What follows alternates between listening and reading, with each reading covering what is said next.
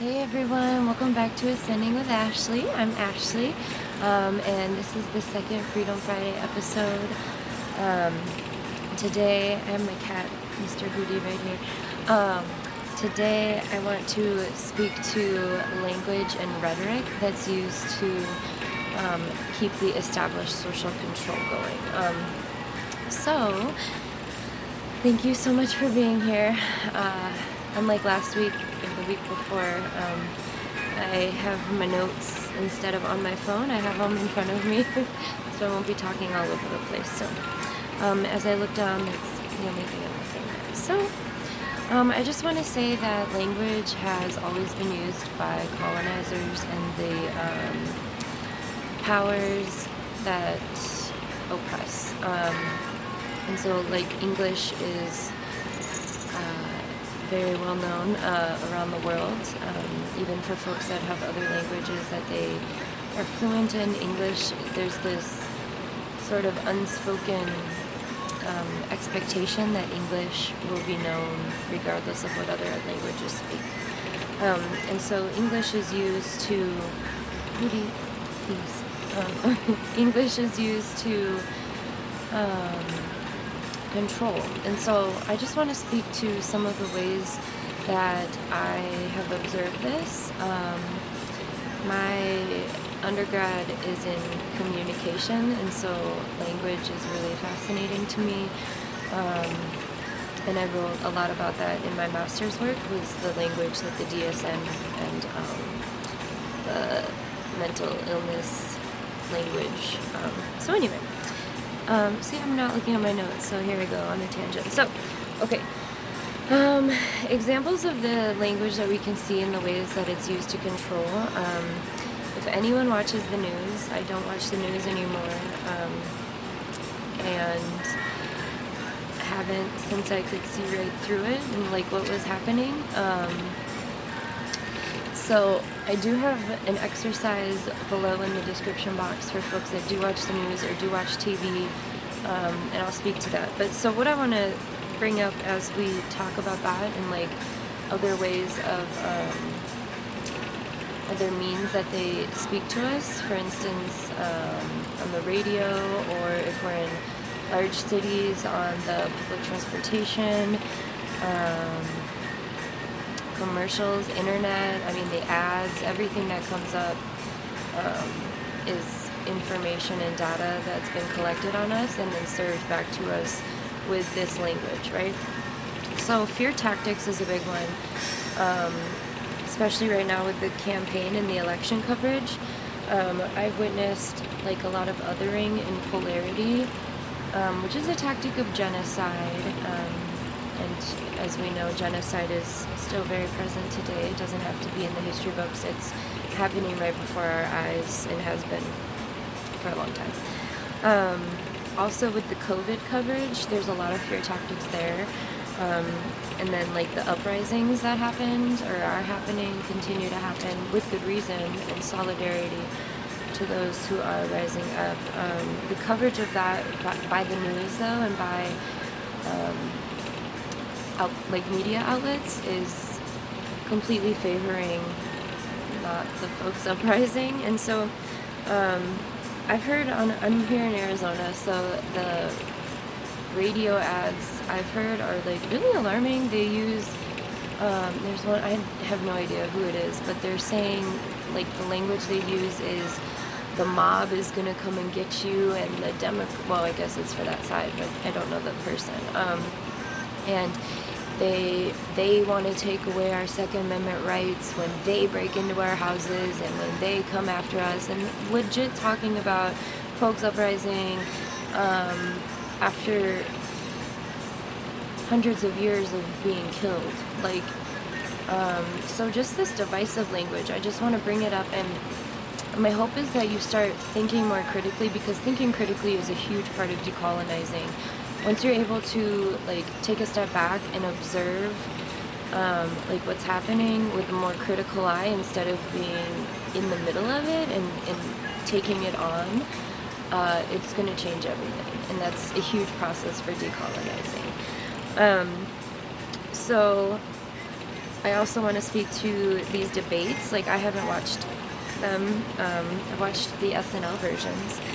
And I've seen a few clips, but the way that they're just like having these violent interactions where there's scapegoating, where there's pointing and blaming, no one that I've seen or that folks have like spoke to really was talking about their policy. It was just more like, you didn't do this, shut up, and like that's really intense for this level of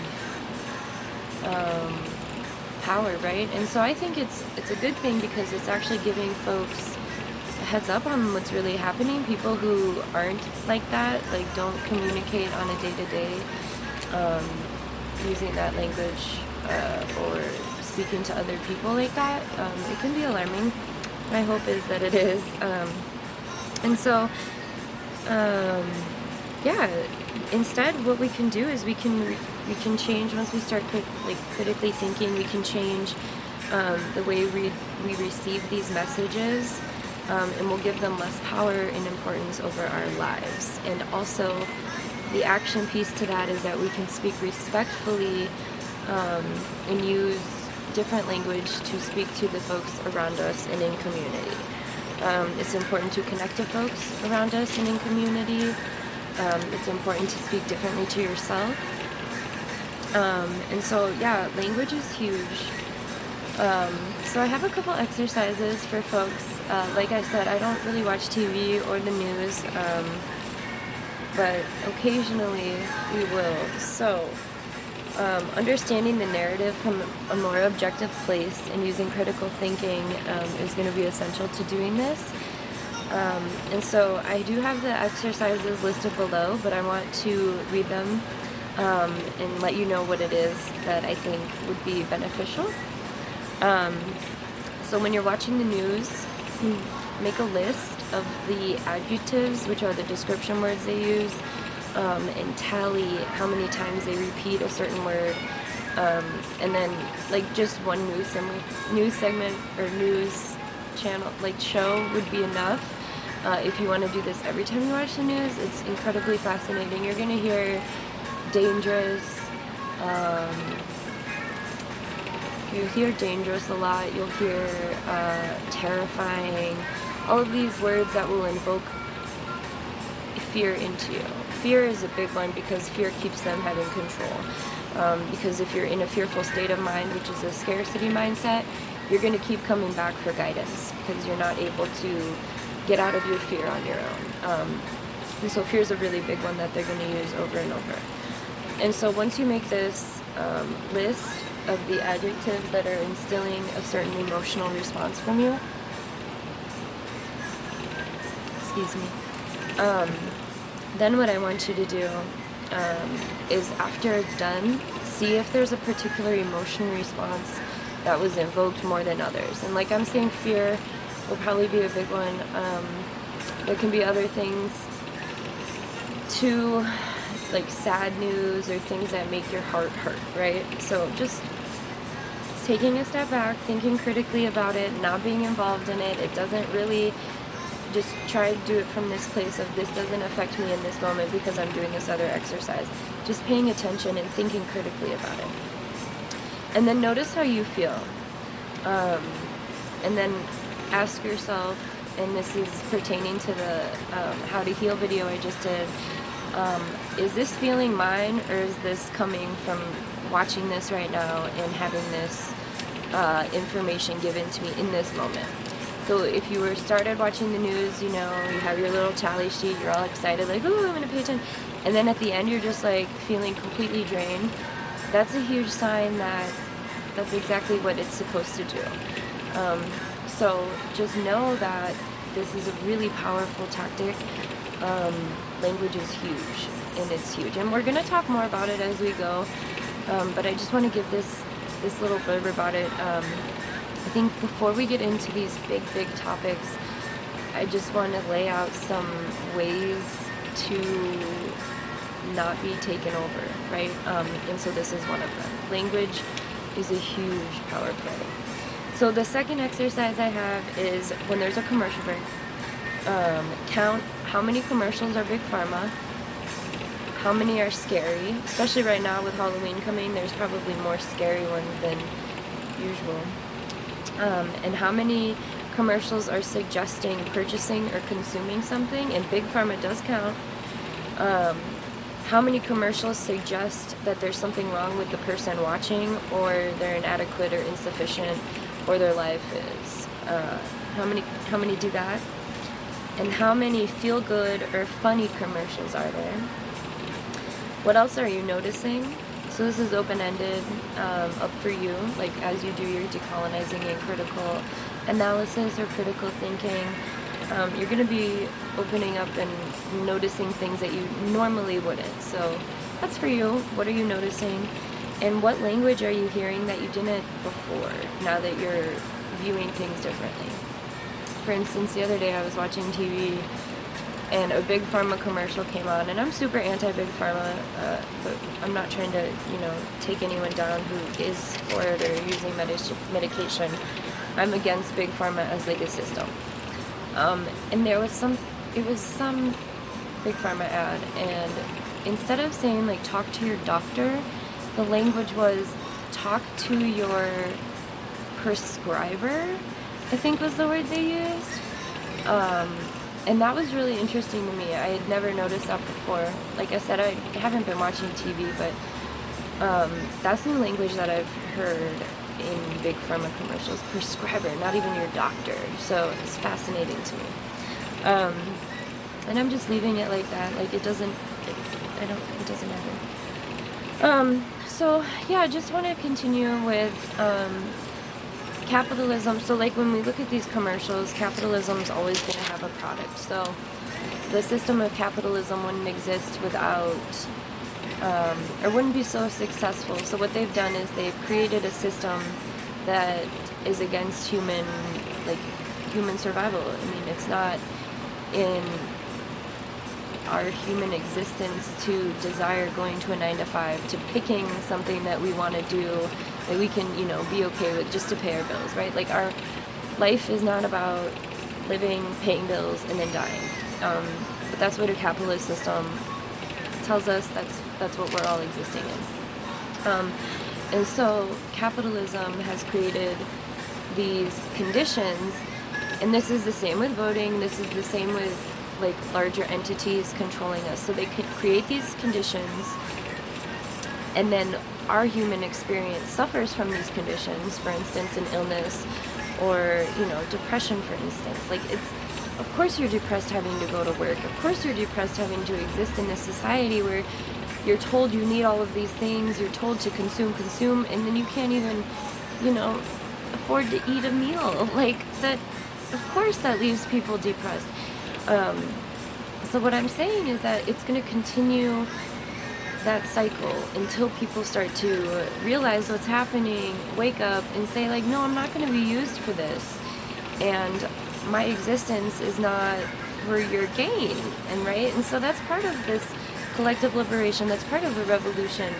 As folks stop participating in that system, we're going to find more and more freedom to exist the ways that we want to exist, to honor the earth, to honor each other, and to honor ourselves. So anyway, the capitalists will give you these systems, make you think there's something wrong with you, put it back on you, make you a consumer, and then make your existence completely reliant on this new thing, which is a lot of these Big Pharma commercials, which is a lot of just all of it.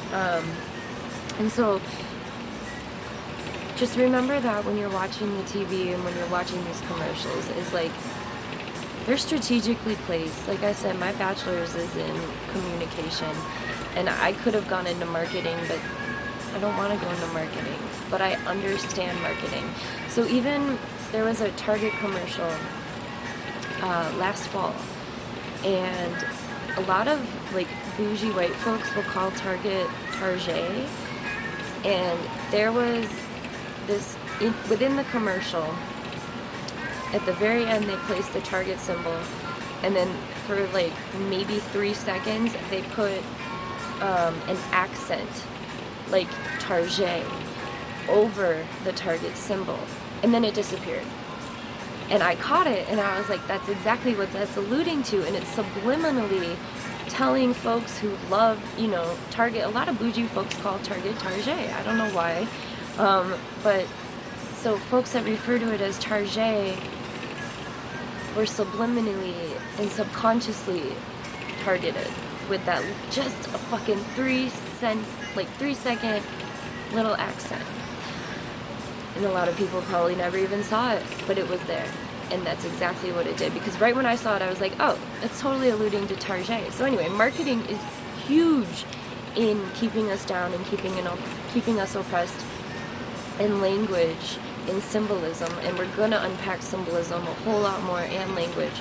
I just want you to start looking and understanding the way that they have control over us, that we don't really talk about, that we don't really know about at this other level. So the exercises are below. There's the Freedom Friday playlist. I have 3 quotes from past comrades. And I'm also going to start a little segment about like freedom affirmations. Excuse me.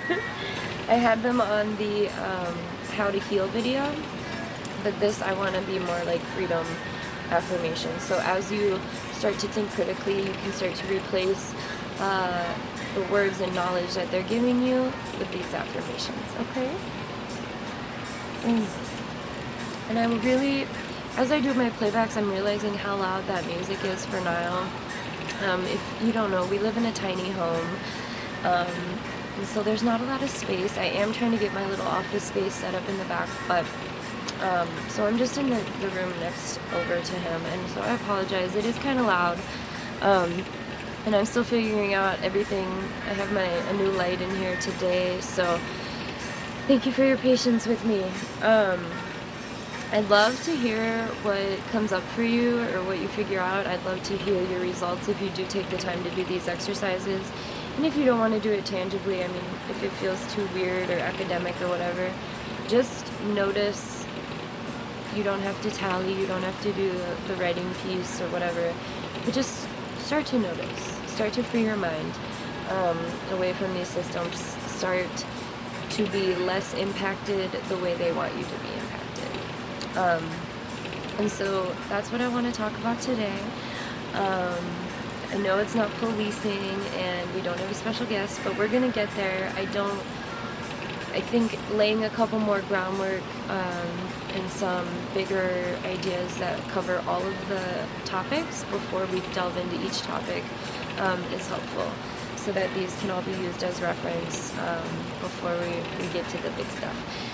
So yeah, language, and then notice even like what language you've adopted that you maybe weren't aware of. And that's part of the How to Heal video I just posted. Is this mine? Is this my belief? Or is this someone else's? And notice how your feelings are. What feelings are being invoked when you're watching these things and when you're hearing certain words or seeing certain commercials. Do you worry when you see a Big Pharma commercial? It's a legit question, because there's still even times that like I feel myself worried, like, oh my god, you know. And so just remember what I said about capitalism always making a system and then blaming you for the reaction of the system, and that's what keeps the cycle of consuming, of needing more, of needing this going, while also giving away your freedom for them and for their gain, and for, yeah. So thank you so much for being here. I hope this was helpful. Again, with the affirmations, I have them, but I'm not gonna speak them. They'll be below in the description box. Check out the music videos. I have a lot of oldies with goodies. If you have any suggestions for music, revolutionary music, music that speaks to systems that we can put on here, please hit me up, let me know. Check out my website, happyhealing.com, or no, happyhealingessentials.com. I'll get it right one day. And feel free to reach out for anything. I'm here. My email is happyhealingessentials@gmail.com. Alright, y'all. Thanks so much for being here. Have a good one.